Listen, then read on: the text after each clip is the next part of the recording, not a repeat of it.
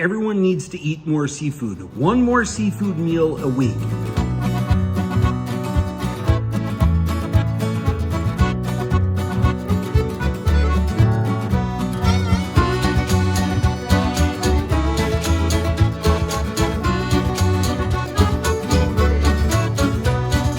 It's fried fish season. You want to fry fish like a pro, perfectly cooked, crispy, crackling crispy, like stained glass crispy. You want to learn how to do it 2 different ways? I got you. Stick around. Let's cook some fish. There's a bunch of easy elements that we sort of have to pull together right away. We have to make our sauce, we have to cook our noodles, we have to toast our rice powder. It's easy to buy, costs about $1.19 for a pouch, but boy, when you take traditional Thai sweet sticky rice and you make toasted rice powder yourself, it's 3 times as good. This is not a homemade ketchup situation where the homemade is not gonna match your favorite from childhood. Homemade is always better and it's super inexpensive. So let's get started with our pickles, our sauce, our batter for our fish, and all of those things one by one. Kind of get everything ready. Then we're gonna fry the fish and bring it all together. All right. I don't know, I have like 3 tablespoons of Thai sweet sticky rice, and I'm just gonna put it over a low flame, and all I'm gonna do is toast that really nice and slow until it's nice, nutty, dark and brown, and that flavor is going to permeate that sauce.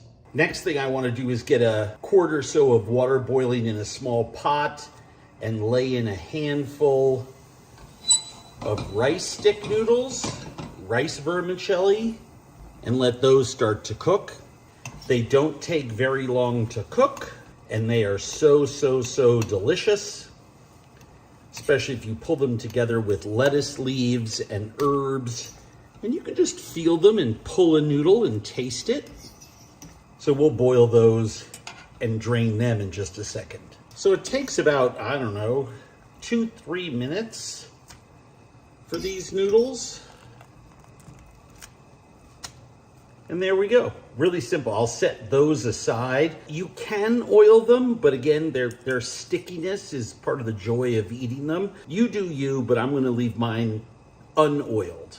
Now, it may be hard to see, even with the high resolution on this camera, but those are already turning beige, from white to beige, and they're becoming nutty and aromatic. I can smell that toasted rice. So when that happens, you just wanna, I have this on a relatively low flame. You just wanna make sure that you have a nice thick pan that conducts heat evenly, and that every 30-45 seconds or so, you just keep tossing. Step 1 in making our pickled carrot and daikon is to mix our vinegar and our sugar in a 2-to-1 combination.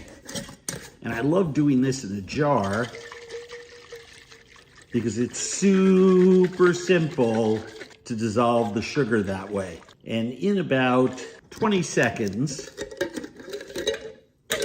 despite the cloudy appearance here, 99% of the sugar is dissolved. Just letting it stand will dissolve the rest of the sugar. And what's gonna make up another about 1/4 cup of liquid is the juice that comes out of the carrot and the daikon radish. So we're gonna stuff it in there, stick that in the fridge, and you can enjoy it in about 12 hours. I recommend making it the day beforehand, but I've even used them in an hour. If you were gonna use them very quickly, you can always heat this liquid up, but I find that makes the daikon and the carrot too limp. But anyway, you can see here, this is clear. The sugar is now dissolved, just standing there, and we'll get down to julienning our carrots and our daikon radish.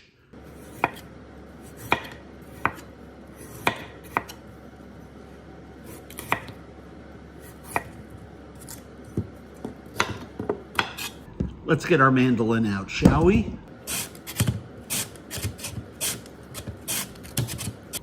Nothing better than long strips of pickled daikon. And daikon has so much juice in it. All radishes do, but especially the large Japanese and Korean daikon.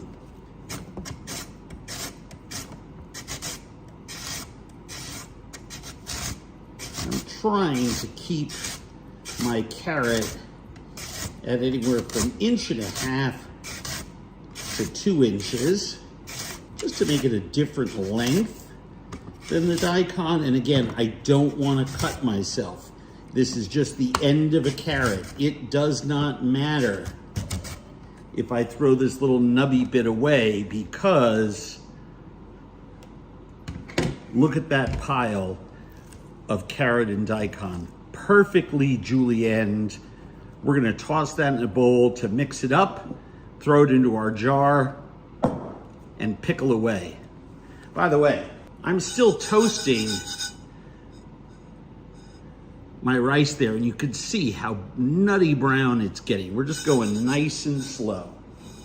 I've got my pickling liquid, my daikon, and my carrot, and I've put it into a quart-sized ball jar. Now, the reason why I love doing this is that even though my liquid only reaches about up to there, every couple hours I can just reverse the end.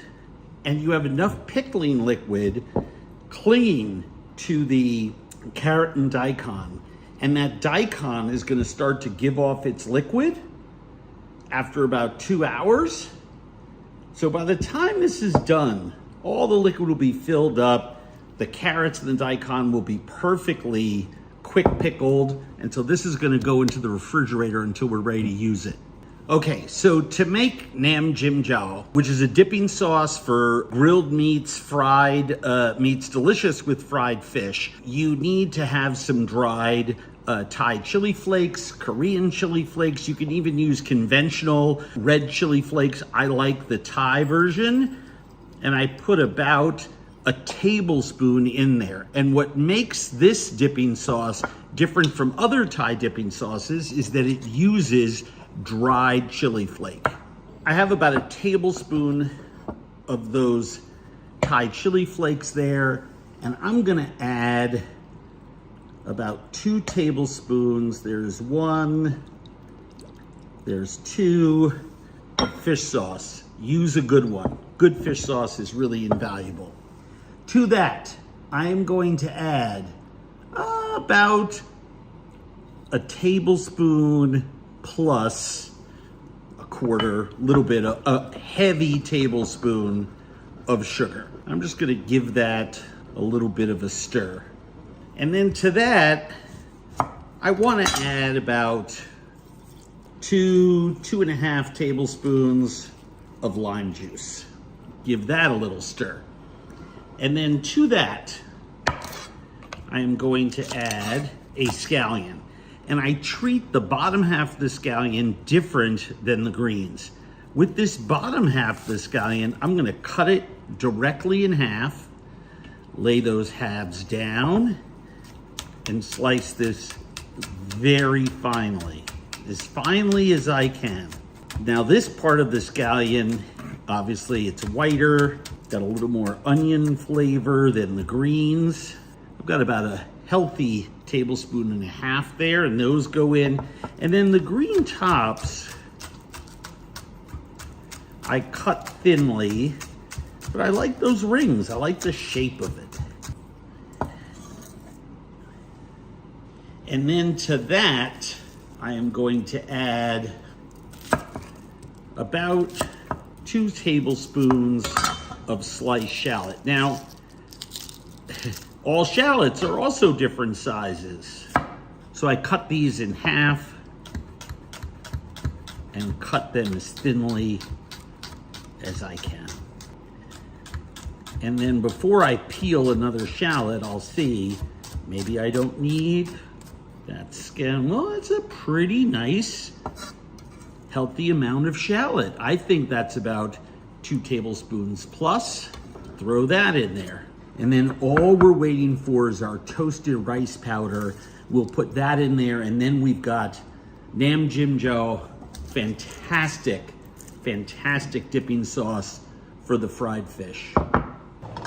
Okay, so this has been toasting really slowly for almost half an hour, and you can see that it is now brown and toasty and aromatic.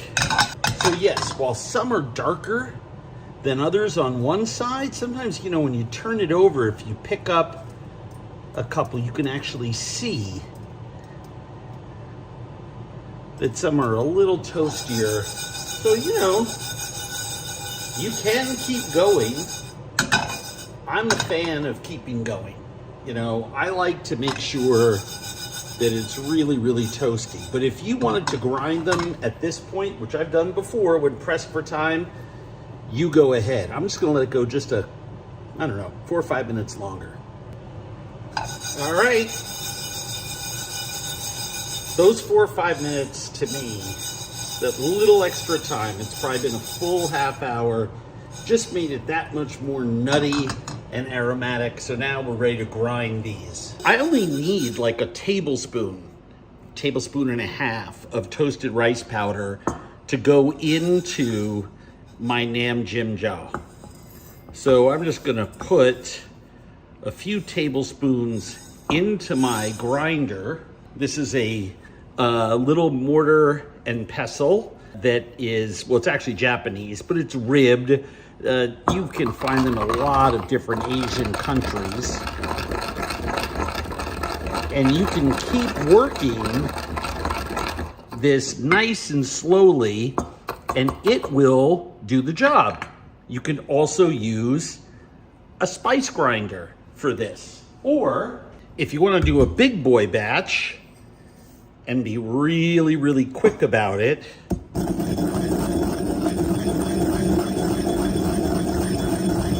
I'm just illustrating how my favorite mortar and pestle annihilates this in about 30 seconds. Now, I promise you, as easy as it is to buy pouches for very little money of toasted rice powder at an Asian market, the aroma of the homemade stuff, the flavor, what it does for your sauces, and stir this up. I love nuoc cham, which has garlic and lime juice and chilies, fresh ones, not dried ones. I love nuoc cham. But Nam Jim Jo, probably my favorite of all the Thai dipping sauces.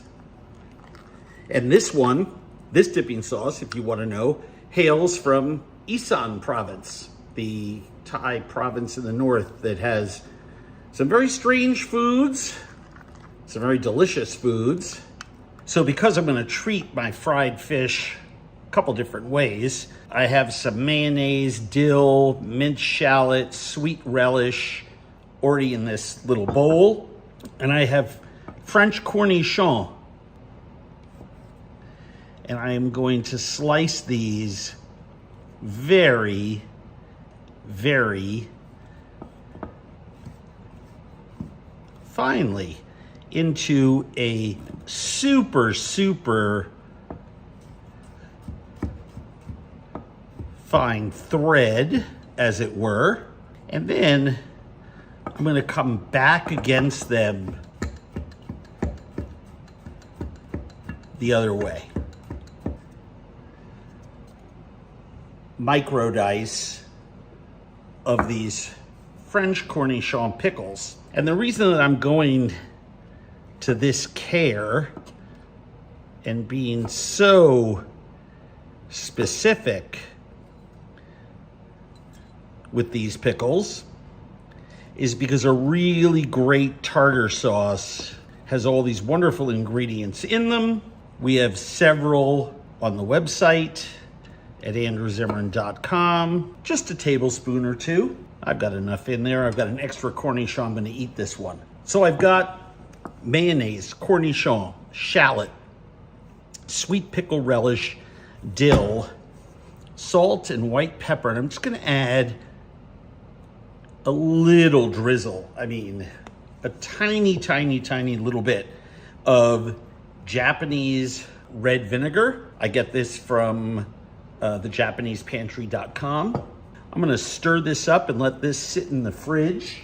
And we're gonna use this quick tartar sauce. I guess all tartar sauces are quick. You could use this just as a dip for fried fish, obviously. Any fried seafood item is great with tartar sauce. Or poached seafood item. A little more vinegar. You want it tart. And this goes into the refrigerator. Now it's time to make the batter for our fish. Because remember, the whole point of this is that it's fish fry season. I have some salt. I have some baking powder, not baking soda, baking powder, 2 teaspoons. I have a 1/4 cup of rice flour, and I'm gonna add a cup of good old-fashioned AP flour. And I'm gonna whisk that together to evenly distribute the salt and that baking powder. So I have, as best I can, a nice homogeneous mixture here. And I have a beautiful can of beer here. Local, nice Minnesota brewery. The folks at Fulton make a spectacular blonde ale that I love to cook with, especially for things like this. And I put about 3/4 of it in there. I want to incorporate this last bit slowly at the end. I incorporate that into 2 parts, 3/4 and then the last bit. And you'll see I'm about the consistency of pancake batter. If you want it thicker, add a little more flour. Set that aside. Then my fish. And this is, you know, where the rubber hits the road, right? I have some beautiful sea bream here. And I'm just gonna cut this little piece of belly away. Most people, I think rightfully so, prefer skin off their fried fish. So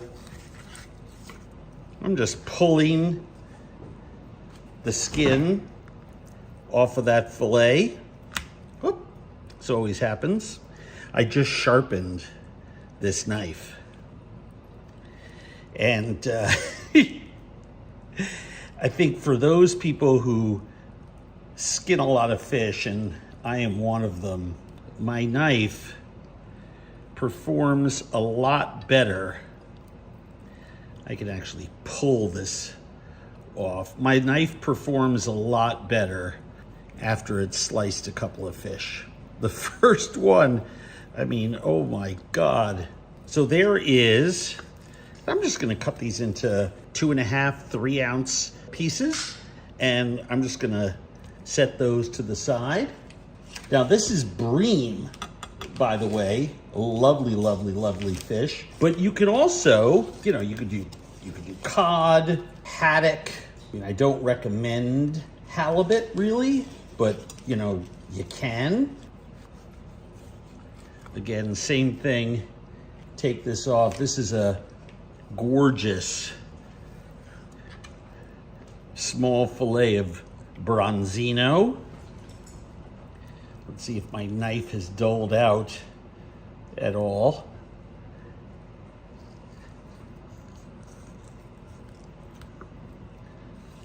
And yeah, 1 cut is enough to do that. Oh yeah, perfect. I can sort of feel when it catches. Look at how beautiful that is. I'll cut this into pieces. And the reason I cut them into smaller pieces, that otherwise you get this giant long thing. I just took some fish fillets out of my freezer. The dogs just go nuts for this stuff, don't you? And it's another reason why I use a thinner batter, because with these delicate pieces of fish, they fry in no time at all. But more importantly than that, I don't want it to be a lot of batter and not a lot of fish. So there, we have our fish fillets, we have our batter. Now we have to do is dust them in flour and get them in the fryer. All right, I have a bag here with some seasoned flour in it. And I'm just gonna throw all of these bass and bream fillets in there. Why do I do that? Well, it's just so easy to dredge them this way. That's why. Okay. And then I just shake very carefully. Don't want to break the fish, but it's sturdier than you think. Get all the flour out of those corners. And the idea is, I just want to make sure my pieces of fish are separate in there. I don't have any sticking together, and I don't. So now I literally can reach in with a tong, dunk them into my batter, beer batter made with rice flour, and then put them into a large heavy pot that has some oil in it, fry it, and then we can make our two dishes with it. Take a floured fillet, let the batter run off,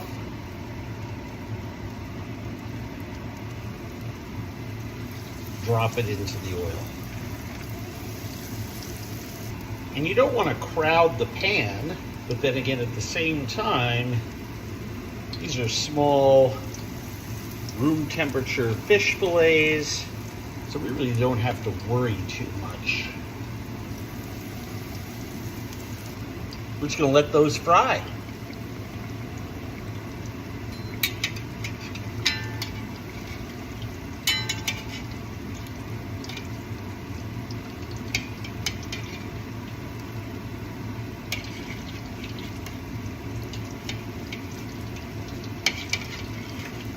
And we're just gonna flip these over.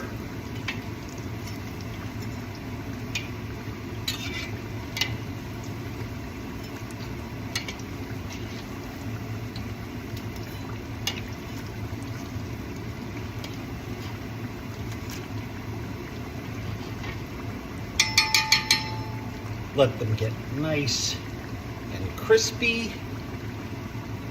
The great thing about this batter technique, because of the rice flour, they get super, super crispy.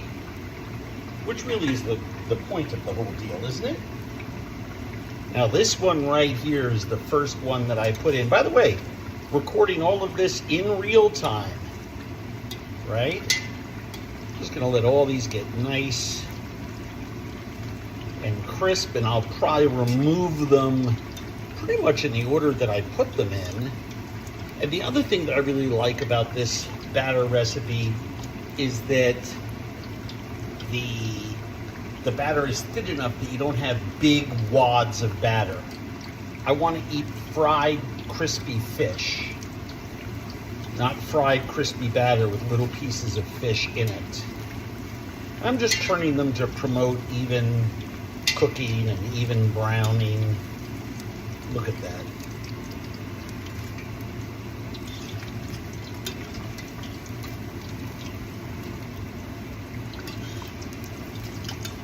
And then what I want to do is I just want to season them with a little salt. Oh yes, the dogs, they know when things are done. But look at that fish. That is spectacular. Want to hear the sound of perfection? That is the crispy sound of fried fish awesomeness.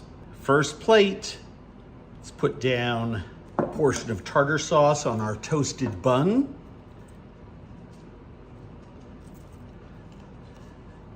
can put one fillet down. You can put 2 fillets down. Whatever you think is fun. Forgot the most important part. I'm so anxious to eat this.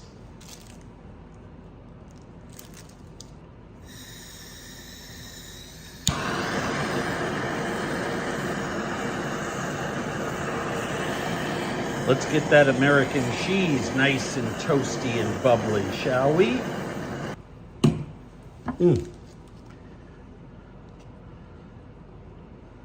Some lettuce, a couple of tomato slices, a little more tartar sauce, and bun. You'd eat that, wouldn't you? Yes, I know. In this bowl, I've got some of those rice noodles. I've got some scallions that keep falling over, but that's fine. Cilantro, mint, a couple of pesky dogs. And I'm gonna put some fried fish right there. Move these herbs around a little bit. And then we're gonna find a little bowl for our dipping sauce.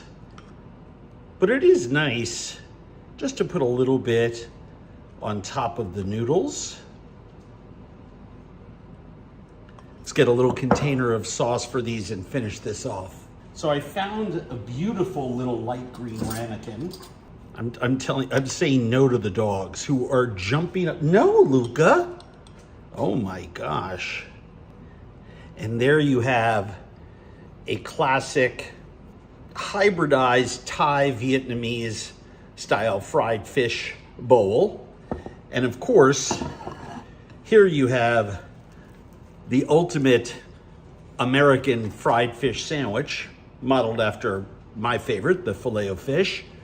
Tartar sauce, lettuce, tomato, fried fish, American cheese on a toasted bun. Which one are you gonna crush first? This delicious Southeast Asian hybridized Thai Viet noodle bowl with Nam Jim Jiao? Or do you want to crush my version of a Filet-O-Fish sandwich with American cheese, tartar sauce, and those same crispy fish fillets, lettuce and tomato, of course? I don't know. Why not just eat them both, right? Whole grilled fish, or you can do fish fillets or even fish portions with charred limes, a beautiful, beautiful old school, new school parsley sauce, and blistered tomatoes. You want to make this? Give me a couple minutes, I'll show you how.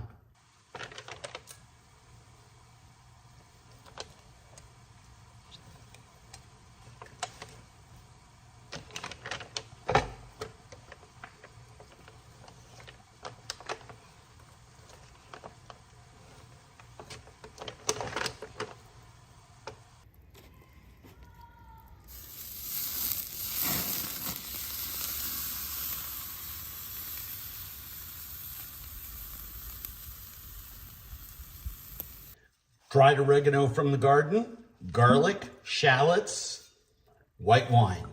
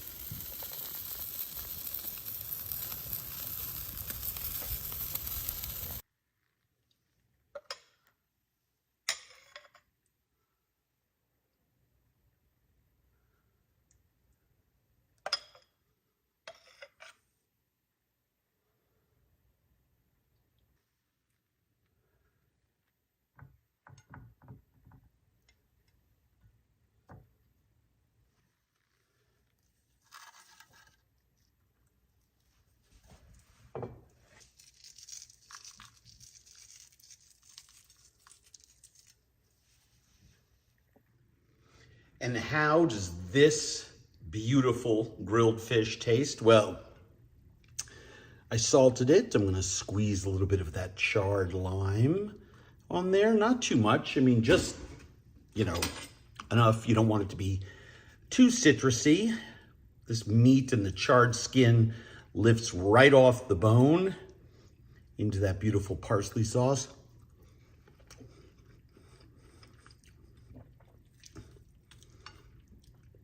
It's one of my all-time favorite fish recipes, and best of all, it's made with farmed Pacific red snapper. Wow. I mean, it's so forgiving. And cooking whole fish on the bone, well, it just tastes better than anything else. This one, big time winner. Get on it. Easy weeknight fish Provençal. So fresh and simple. The potatoes, olives, and tomatoes together just taste glorious. Everyone needs to eat more seafood. One more seafood meal a week. You want something fast, easy to the table, something nutritious, delicious, perfect for summer. Think Provençal flavors, right? Think Southern France, potatoes, tomatoes, herbs, olives, olive oil, a little bit of gentle seasoning, maybe from some thyme, maybe a little bit of parsley. Think a beautiful piece of white-fleshed fish, right? One meal, one pan, Provençal fish, let's go. First things first, cut our potatoes. These are small new potatoes. I'm cutting them pretty thin. Just make sure you don't cut yourself. Preheat a pan over medium heat and add about 2 to 3 tablespoons of good olive oil.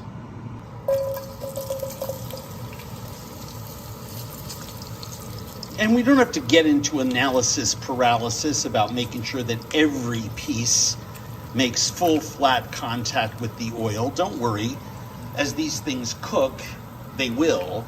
But you want to fry your potatoes. I want to get one side nice and brown and crispy.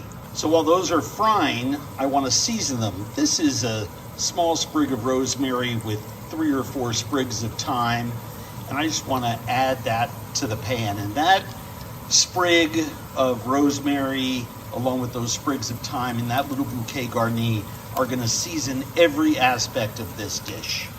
I took 3 shallots and I quartered them, and I want to take some garlic, 2 or 3 cloves. I want to slice them.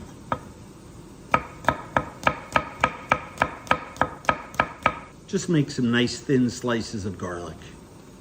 And what goes better with shallot, garlic, herbs, and potatoes than tomatoes?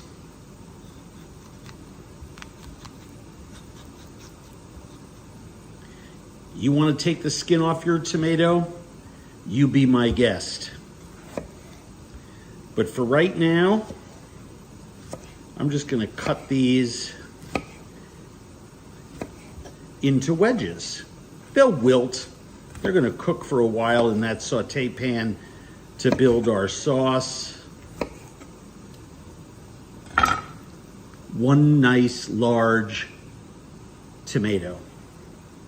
And when you see some of the potatoes getting nice and roasty toasty, put them on a side plate along with that beautiful bouquet garni.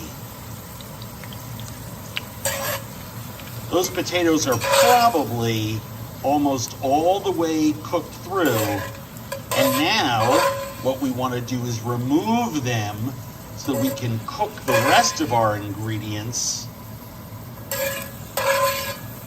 in here. A side plate is a chef's best friend, especially when you're trying to cook a one-pan dish for a weeknight supper. Shallots, more shallots.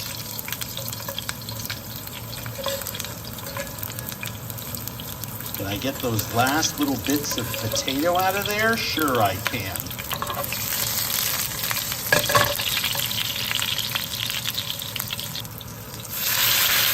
tomatoes, garlic. And what I love about this is that we were able to get those shallots browned. Those tomatoes are going to cook down, but they're going to add liquid to there, so our garlic is not going to turn bitter. And now our olive oil also has tomato juice in it, so our olive oil isn't going to burn. This just is starting to smell like a Provençal kitchen. And you know what goes back in first? You guessed it,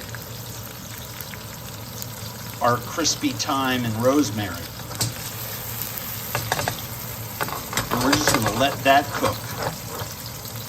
Probably about 6-7 minutes. That's all. While that's cooking, let's get our fish ready. This is some gorgeous sheep's head from South Carolina. You can use snapper, you can use grouper, any firm white-fleshed fish. I'm going to take these center bones out by cutting off some of this unusable skin and belly here and butcher these somewhat creatively. I'm going to take the skin off by running my knife parallel to the board and holding on to this skin. So I have these beautiful top loins.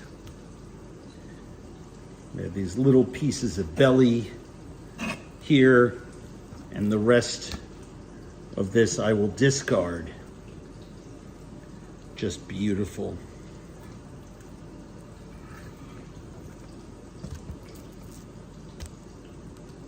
Just feel for where those little bones are and just cut them out. If you have a big fillet like salmon, you can use a fish tweezer and pull them out. But on a little fillet like this, just cut them out.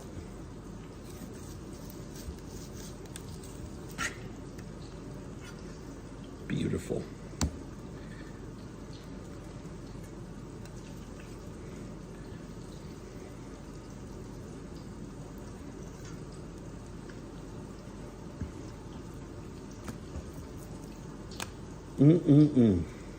Skin and trim, garbage. Look at how beautiful that is. Before everything turns to mush. This has only been cooking for about 5 minutes. Let's just take it over to our little side plate here. Side plate, chef's best friend. Fish fillets.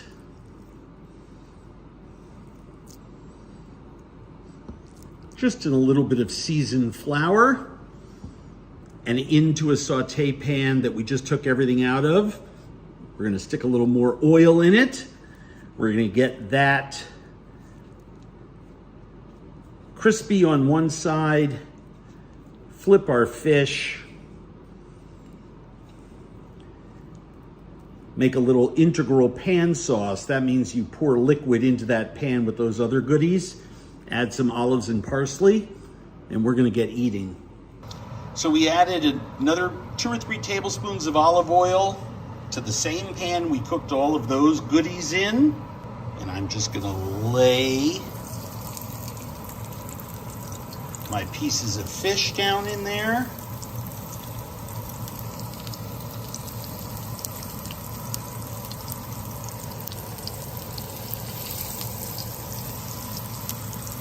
We'll brown those really quickly over high heat, and then guess what we're gonna do? That's right, put them on the side plate.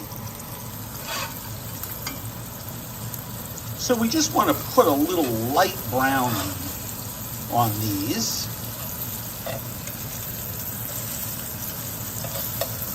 Nothing too heavy duty. Just wanna make sure to cook that flour on the exterior, and some of that residual flour in there is going to actually help to thicken our sauce. Now this, I don't know, is probably cooked for about 90 seconds total cooking time. We're probably gonna go for another 35 seconds on this side. Throw them onto the side plate, add a little wine. Well, you'll see. Super simple.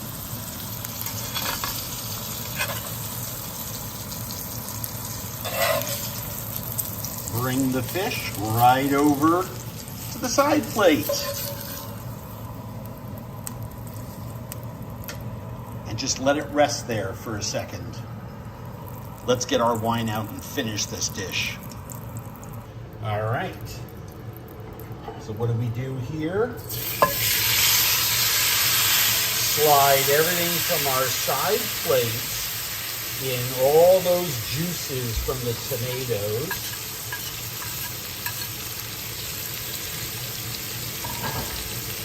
Go into there.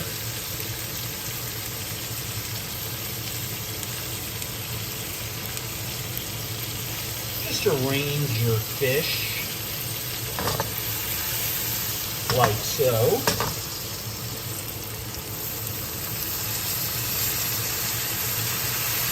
I don't know what that is. It felt like a quarter cup of white wine. Let's put our fish down in that liquid so it can finish cooking. You can actually see the sauce tightening up. What goes with potatoes, tomatoes, garlic, onion, seafood, thyme, and rosemary? How about some beautiful oil-cured Provençal olives? Just a handful. How about a little bit of fresh parsley, coarsely chopped? And now we are ready to eat. All right, so let's get a little pile of potatoes, tomatoes, olive and garlic.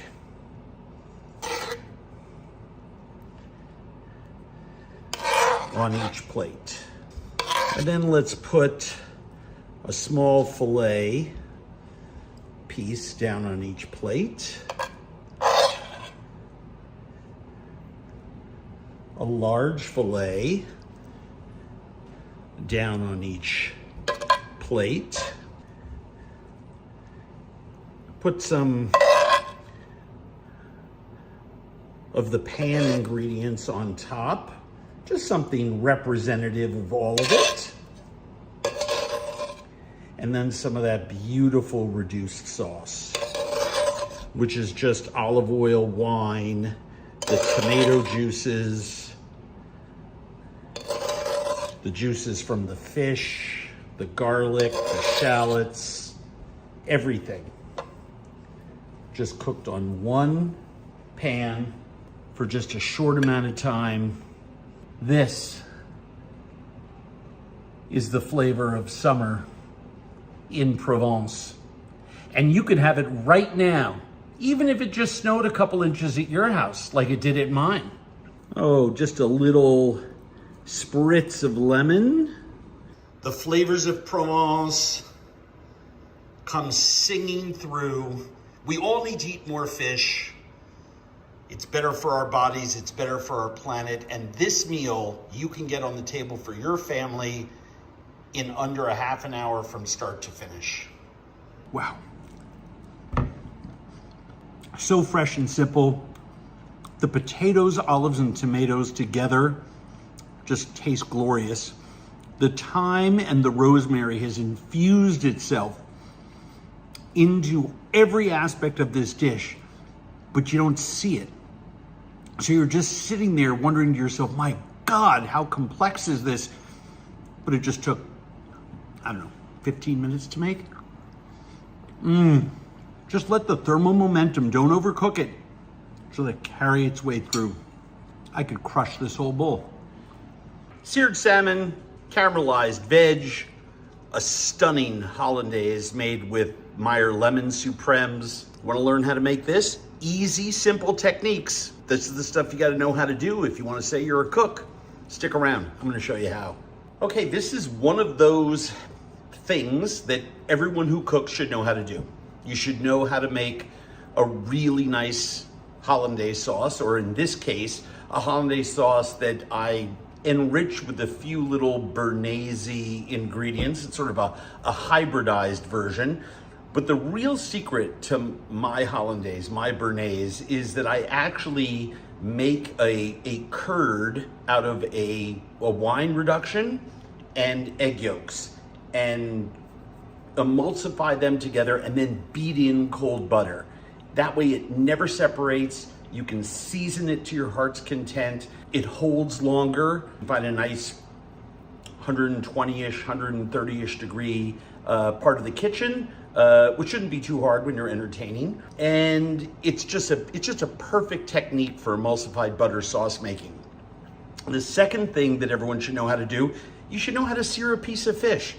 It's healthy, it's delicious, it's fantastic for you, your family. We all need to eat one more meal from the water every single week. Think about that. Try that. One of the big barriers to people eating more seafood is price. So nowadays, one of the things that you can take advantage of is exquisite fish, wild or farmed, that's been frozen so quickly at such a cold temperature that you can't tell the difference between fresh and frozen. And while there are lots of different species of salmon, one of the ones that is reliably the least expensive in your markets is this stunning sockeye. Sockeyes, the biggest runs are in Bristol Bay, Alaska. This is wild Alaskan sockeye. It was caught during the summertime. It was frozen, and it's just absolutely beautiful. It still has gorgeous luminescence in the skin, and it was half the price of the supermarket crappy farm salmon that I saw. I'm not gonna tell you what brand, but boy, was it gross. Or some of the other things that were in a conventional grocery store that I bought this from. I did not get this from a fancy food shop.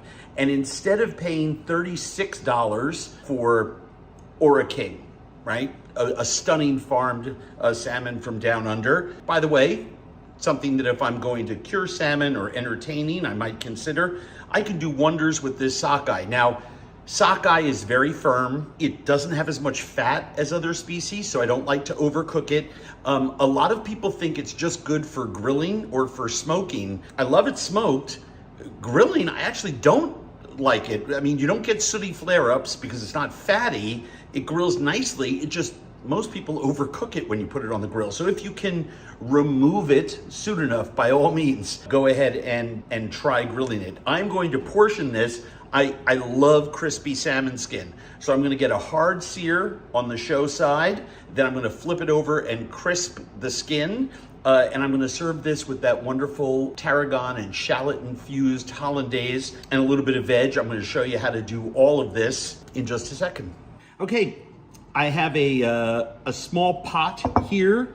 I'm gonna add a few tablespoons of minced shallots. I'm gonna add a few tablespoons of minced tarragon, and I actually have used the bottom of the bunch of tarragon, so I'm taking advantage of all the stem pieces in there.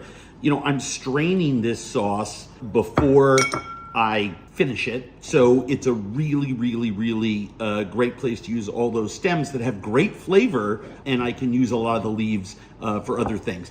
And then I have a really nice bottle of white wine. I get all my wines from Verve, V-E-R-V-E. They deliver. They have 4 or 5 stores across America, but I love their zeitgeist. I love the wines they have. I research online. You know, I don't drink, so you know, there's always someone I can talk to and recommend great wines that are on sale there in the white and red category that I can cook with, but I can also serve to my guests. And this is just a stunning Italian white wine. I'm gonna add, I don't know, it's about 1.5 cups. And I'm gonna stick some peppercorns in there, just a few, and I'm gonna reduce this till it's almost dry. I only want about 4 or 5 tablespoons of it, into which I'm gonna then beat my egg yolks and then my lemon juice and butter, and we'll have sauce. Okay, so I just remove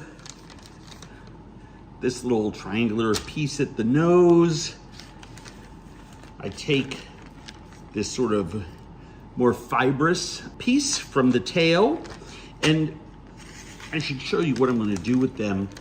I just take the meat off the skin, like so, with both of these, and I will save them for tomorrow morning. I am a big fan. I do not like American breakfast. I'm in the sense that, I love eggs, so I guess that's a lie. But I'm not like a sweet person. I don't like French toast and pancakes and all the rest of that kind of thing. And I happen to be a big fan of Japanese breakfast. So I love having a little tiny piece of fish, maybe brush it with a little soy and sugar, some vegetable. That's kind of how I eat for breakfast, if I'm eating breakfast. And I want to, have a 4 or 5 ounce piece of fish. So I'm just going to portion this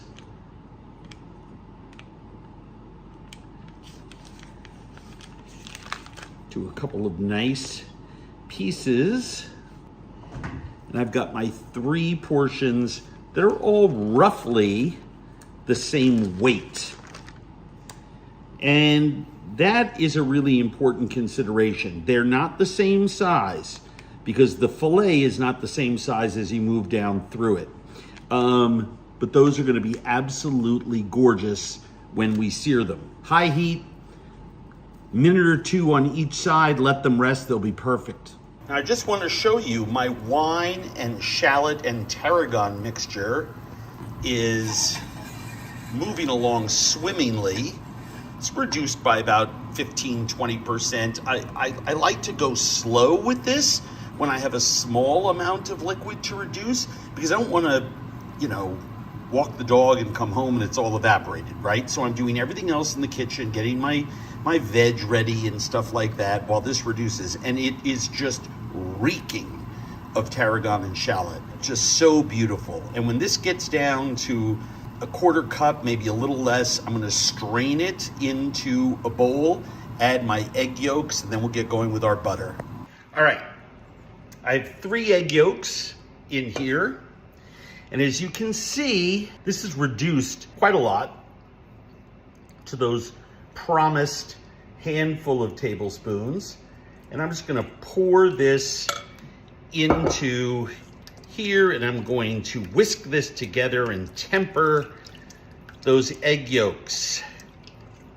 Not hot enough to cook them, but I'm just gonna put the solids in here. They're hot, and I'm gonna press down on them with my rubber spatula and, get another teaspoon or so out of there.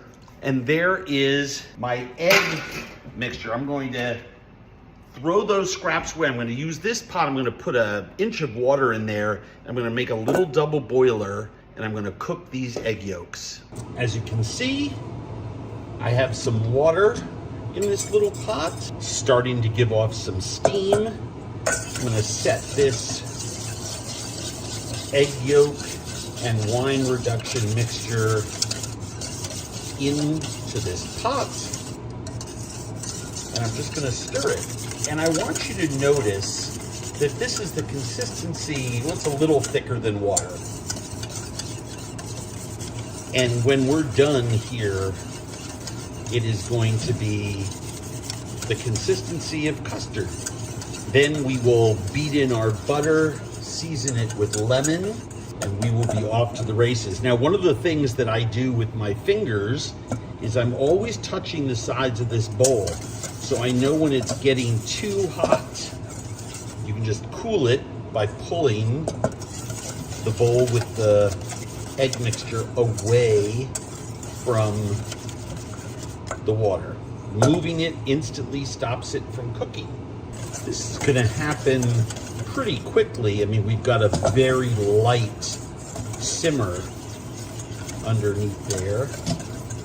But when it happens, we're gonna beat in our butter almost instantaneously. You see how I'm lifting this bowl off the pot higher? Because I can feel the side of the bowl getting hot.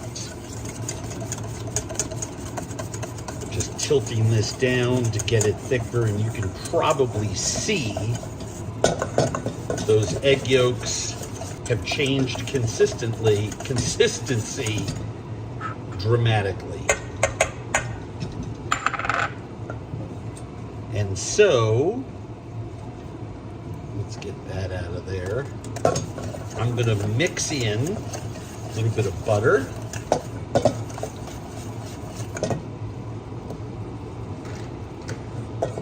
Turn the heat completely off so I just have that hot water underneath, no bubbles, just a little bit of steam. And that's enough heat to melt my butter. And for reduction of the amount that I made, I'm usually 3 egg yolks and 3/4 or so of a stick of butter, maybe a whole stick of butter.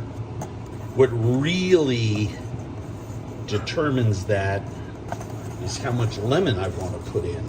And I'll show you that in just a second. But I think you can see how creamy and delicious and sort of perfect that hollandaise sauce is. Remember, it's hot, right? We've got that water underneath it. It's not going to break because our egg yolks are already cooked. We made that first emulsification with the reduction, now another emulsification with the butter. And then this is the juice and pulp of a Meyer lemon.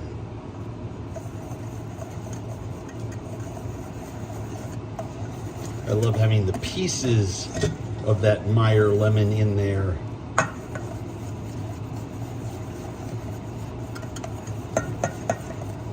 It's usually 1 lemon like that to that stick.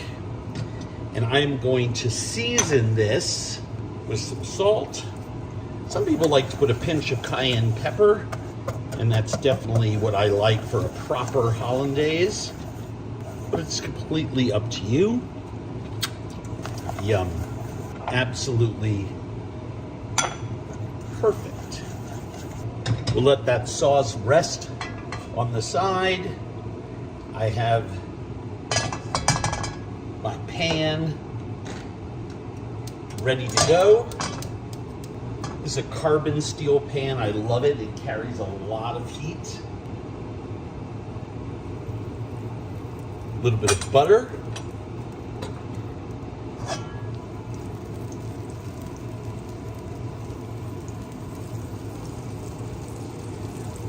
I've got some endive. You can use any vegetables that you like. And I'm just waiting for this pan to get hot enough that I know my fish won't stick. I'm not worried about the endive. The endive isn't going to stick at all. I'm just going to caramelize that on the sides here. But I am going to take this piece of fish and kind of like a canary in the coal mine, drag it across. Hey, not bad. This is a very well-seasoned pan.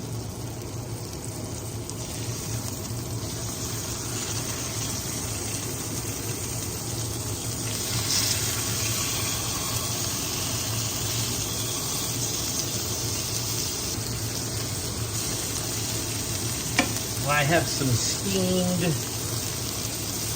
Brussels sprouts.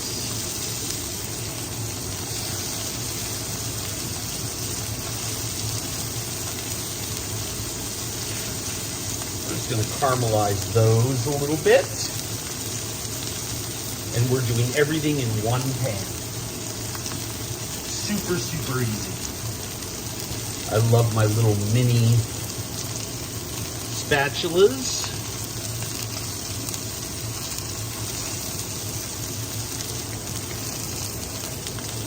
Never cooked endive before. It's fantastic.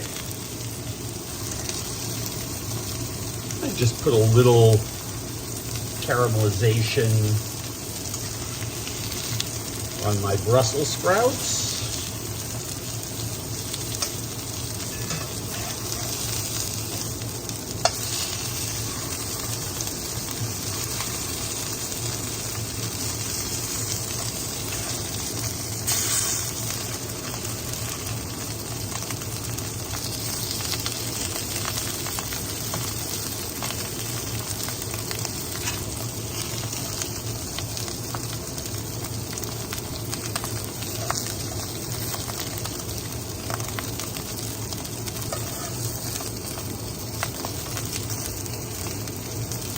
just gonna let that salmon skin char. I can still see that it's a little rare in the middle,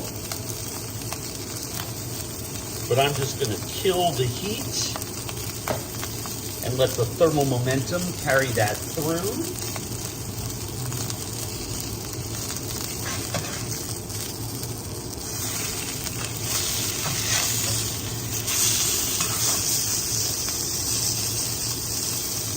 Look at that nice crispy skin.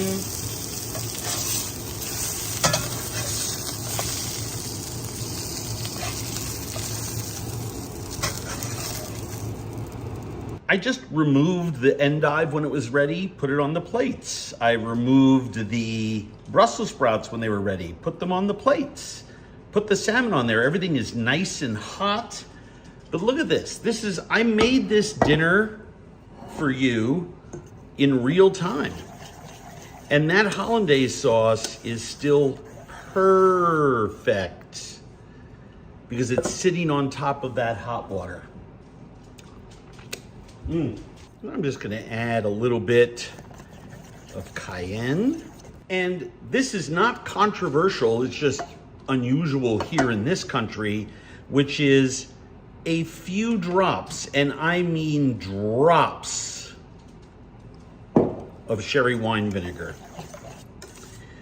A chef in Spain, his hollandaise had a little bit of sherry wine vinegar, and I mean, I don't even think I put a quarter teaspoon in, just drops. Basically is a seasoning, and it was to die for. The other ingredients in there just really, really shone so beautifully with that little acidic extra. And so all I want to do, take a few tablespoons of that hollandaise, those pieces of lemon in it. So you're going to bite down on punchy pieces. And you know, with something even a weeknight dinner, why not make it nice, right? You shouldn't wait for company to come over. You can make beautiful food for your family. So a little herb, whatever you happen to have lying around, is going to be absolutely perfect. And there you have it. I did this in real time in half an hour, including all the prep. This is as good for a weeknight as it is for a weekend, but it's two important techniques that you should know how to do. Well, a couple. Searing veg, making this lovely sauce, searing a piece of fish. Well, it looks beautiful, but most importantly, how does it taste?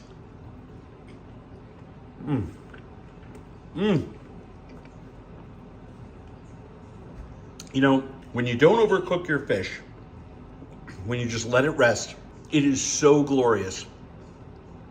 And a sockeye eats as lovely as a king salmon, that is. The real treat here is that the mildly bitter flavors of the Brussels sprouts and the endive go so well with the sweetness of the fish and the creamy, buttery, lemony goodness of that sauce. Technique, technique, technique. Nail it. You will be glad that you did. It is the gift that keeps on giving. Butter fried fillet of fish, crispy and crusty, moist and delicate on the inside with a sauce made of shallots, lemon, white wine, capers, little lime zest. Simple summer cooking. Oh, delish.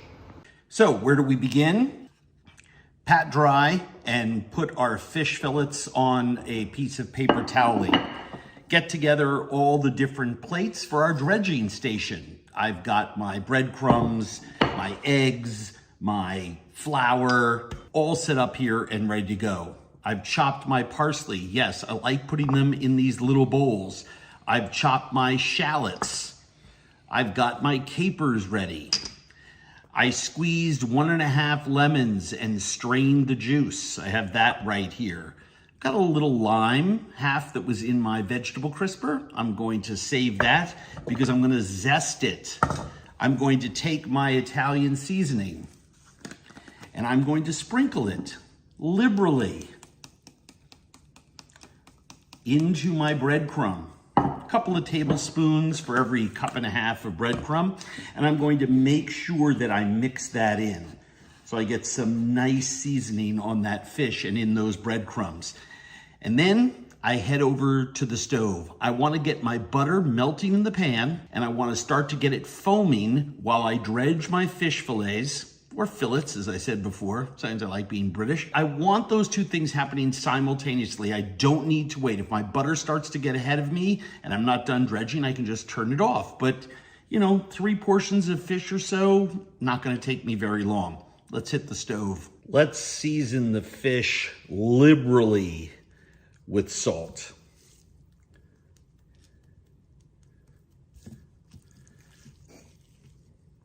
This is our chance to season this. So we're gonna do a great job with it. And then I wanna do the same thing with some pepper.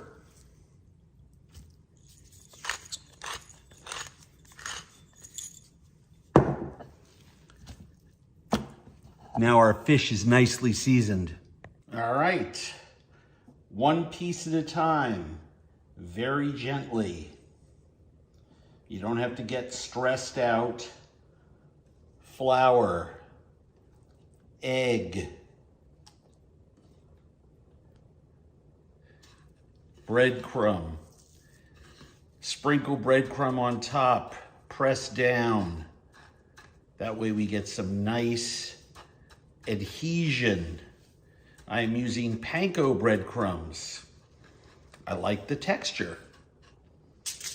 And then place your dredged fish on a work surface.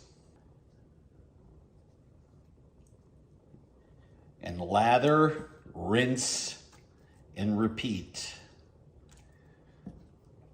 I have 4 pieces of fish, a little over 2 pounds, 2 eggs, about a cup and a half of flour, should be plenty. And this is enough. I'm making enough of this for 4 people.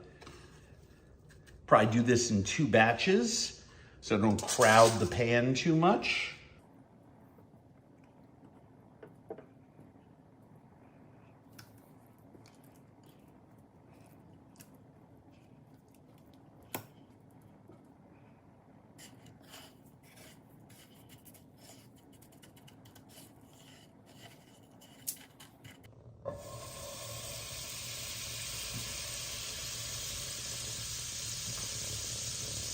Foaming and starting to brown, and just lay your fish away from you so you don't spatter on your hand. I guess I am going to do 2 at a time and let it cook. I go about 3-4 minutes on each side, and then I keep turning for a minute each side. Total cooking time of about 8 minutes. 9 minutes. We're not quite an inch thick, and of course on the belly side of those fish fillets it's pretty narrow. As you can see, after about 2 minutes on that side, you're starting to see some opaqueness on the very edges of the fish. That's why we're going to go for another minute, minute and a half on that side. Let the breadcrumbs brown, let it cook some more, then flip it. Fish spatula. Mine just looks a little different because it's got some fancy paint on it and it's titanium. I happen to love my fish spatula, but any fish spatula will do. Use your hand and turn it over carefully so you don't spatter. And let's cook for 3 minutes on the other side. Second side usually cooks a little faster because the fish is already warmer, right? Makes sense. We'll go 3 minutes on this side and then flip it over We just want to make sure this thick part of the fillet, oh, it's already so crispy. Want to make sure that the thick part of the fillet is cooked through, and we're done. 6 minutes total cooking time. Let's go for another minute or so on that first side. And back again for another minute or so on that second side. We're just promoting even cooking here. Want to make sure our fish cooked all the way through. This is a gorgeous honey nut brown. So all we're going to do is lower our heat. I'm actually going to put these on this plate for the time being. You can see this gorgeous butter that we have, brown butter. Add some shallots, some capers, some white wine,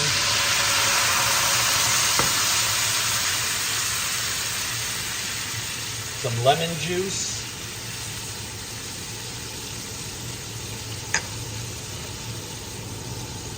a little bit of parsley,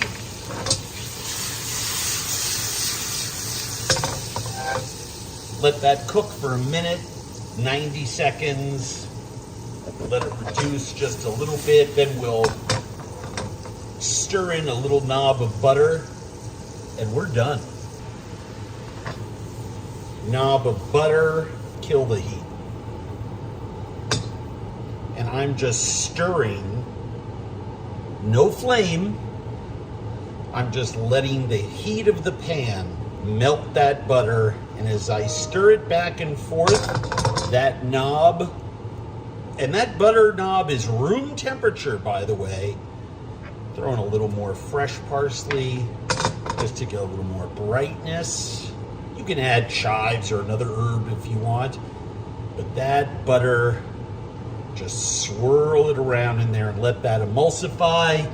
Okay. Spoonful of sauce, spoonful of sauce, another spoonful of sauce, another spoonful of sauce. That's perfect. Lime, just a little citrus zest. Lemon, lime, and orange is really wonderful. And the reason is you have all those wonderful gremolata flavors without the garlic. The aroma of the fresh lime zest is just killer. And there it is. Super delicious, crispy, butter fried fish, piccata style with lemon and capers. Oh, it is so good. So, so good. So, of course, most importantly, how does it taste? Well, you can see here, look at that beautiful texture. We have that stunning crust on there, crispy, aromatic.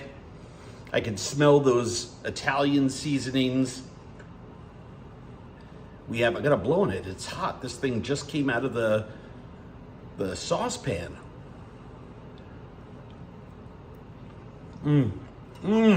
Wow, easy, quick.